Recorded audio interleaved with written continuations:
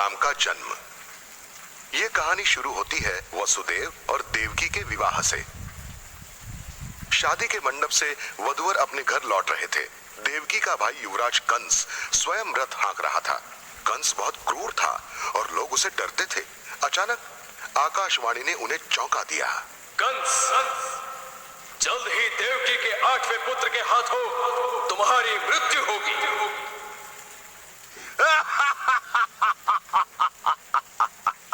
मैं अभी उसे मार देता हूँ ताकि 8वें पुत्र को जन्म देने के लिए वो जीवित ही नहीं रहेगी। ऐसा मत करो कंस, वो तुम्हारी बहन है। उसने तुम्हारा क्या बिगाड़ा है? और वो बच्चा तो अभी जन्मा भी नहीं है। मैं तुम्हें वचन देता हूँ, वो बच्चा मैं तुम्हें दे दूंगा। ठीक है, मैं देवकी को छोड़ देता हूँ, लेकिन तुम अपना वचन याद रखना। कंस ने वसुदेव और देवकी को महल के कारागृह में कैद कर लिया। जब भी देवकी बच्चे को जन्म देती, कंस उसे मार डालता था।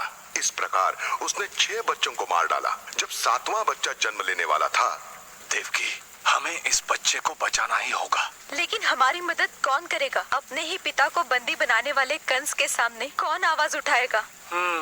राजा उग्रसेन का भाग्य भी हमसे कोई अलग नहीं है, पर तुम आशा रखो।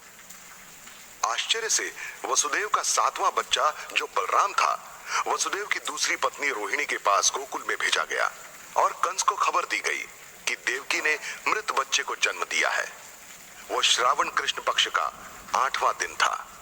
धुआंधार बारिश हो रही थी। देवकी का 8वां पुत्र जन्म लेने ही वाला था। स्वामी, लगता है कि अब समय आ चुका है। मध्यरात्रि के समय देवकी ने 8वें पुत्र को जन्म दिया। मेरे पुत्र के लिए मुझे कुछ करना ही होगा, लेकिन ये जंजीरें। अचानक सारी जंजीरें टूटकर गिर गई। कारागृह के दरवाजे अपने आप खुल गए और वसुदेव तुरंत उस बच्चे को लेकर गोकुल की ओर बढ़ा। गोकुल यमुना के दूसरे किनारे पर था और यमुना में भारी बाढ़ आई थी। पर जैसे ही वसुदेव नदी के करीब आया, पानी अचानक 2 भागों में बट गया, जिसके पीठ से वसुदेव गोकुल की तरफ चलने लगा। जब वो गोकुल के नजदीक आया, अरे, नवजात शिशु के रोने की आवाज शायद नंद के घर से आ रही है। नंद की पत्नी यशोदा ने एक लड़की को जन्म दिया था। एक लड़की को कंस नहीं मारेगा, ये सोचकर वसुदेव ने अपने 8वें बच्चे को नंद के घर में रखा और उस बच्ची को लेकर वो मथुरा लौट आया। जैसे ही वसुदेव कारागृह में पहुंचा, दरवाजे अपने आप बंद हो गए। जल्द ही कंस भी कारागृह में पहुंच गया। इस बच्ची को छोड़ दो कंस, एक लड़की तुम्हें क्या हानि पहुंचाएगी?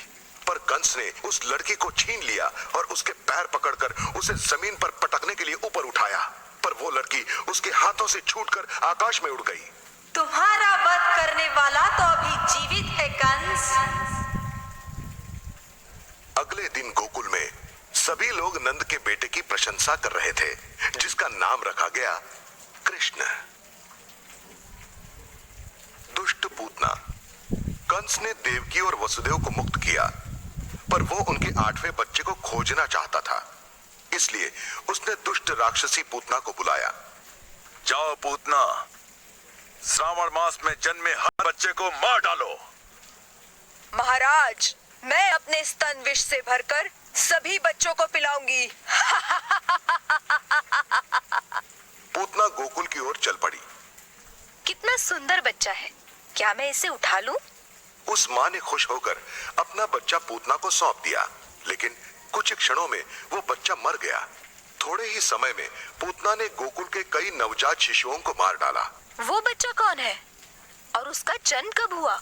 वो कृष्ण है, नंद का बेटा। उसका जन्म श्रावण मास में ही हुआ है। कृष्ण को अकेला पाते ही पूतना ने उसे उठाकर अपना विष भरा दूध पिलाना शुरू किया, लेकिन उसकी दुष्ट योजना कृष्ण जान चुका था और उसने पूतना का वध किया।